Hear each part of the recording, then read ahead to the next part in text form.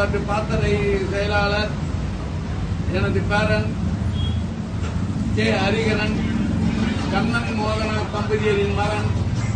இன்று இவருக்கு இனிய பிறந்த நாள். இந்த பிறந்த நாளில் அவர் பல்லாண்டு நோய் நொடி இல்லாமல் கழகப்பணியும் மக்கள் பணியும் சிறப்பாக ஆற்றி பெரியவர்கள் ஆட்சியுடன் நலமுடன் வாழ்ந்து நோயில்லா வாழும் குறையில்லா செல்வம் பெற்றிட எங்களது உளம் கனிந்த நல்வாழ்வு